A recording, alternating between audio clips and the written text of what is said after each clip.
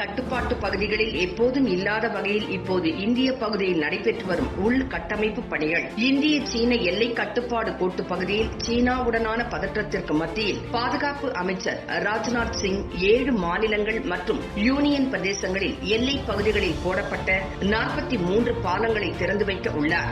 மேலும் அவர் video conferencing வழியாக நாச்சிப்பூர் சுரங்கப்பாதைக்கும் அடிக்கல் நாட்ட உள்ளார். இந்தியாவில் கட்டுப்பாட்டு கோட்டு பகுதியில் சீனாவில் அத்துமீறிய செயல்களால் இந்தியா தனது எல்லையில் கட்டமைப்புகளை வலுப்படுத்தி வருவது சீனாவை கலக்கத்தில் ஆழ்த்தியுள்ளது. ஜூலை மாதம் லடாக்கின் நிமு பிராந்தியத்தில் எல்லைப்புற சாலைகள் அமைப்பு கட்டிய 3 புதிய பாலங்கள் செயல்பட தொடங்கின. இந்த 3 பாலங்களும் இந்திய எல்லையில் ராணுவ முக்கியத்துவம் வாய்ந்த பகுதிகளில் அமைந்திருப்பதால் கிழக்கு லடாக் பகுதிக்கு பீரங்கிகள் மற்றும் கனரக பீரங்கிகளை நகர்த்த இந்திய ராணுவத்திற்கு இந்த பாலங்கள் பெரிதும் உதவும் என்று கூறப்படுகிறது. நிமு பகுதியில் இந்த பாலம் 3 மாதங்களில் கட்டி முடிக்கப்பட்டது குறிப்பிடத்தக்கது. தற்போது இந்திய அரசு எல்லைப் பகுதிகளில் உள்கட்டமைப்பு பணிகளை அசுர வேகத்தில் செயல்படுத்தி வருவதும் குறிப்பிடத்தக்கது.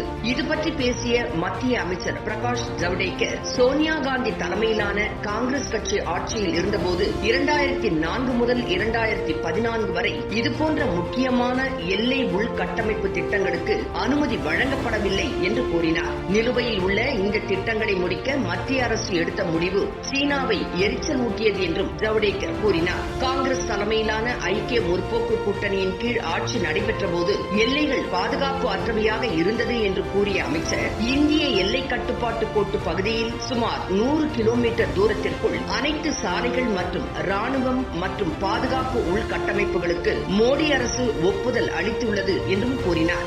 2008 முதல் 2014 ஆண்டு வரை இந்திய எல்லைகளில் 3600 கிலோமீட்டர் அளவிற்கு மட்டுமே சாலைகள் அமைக்கப்பட்டுள்ளது.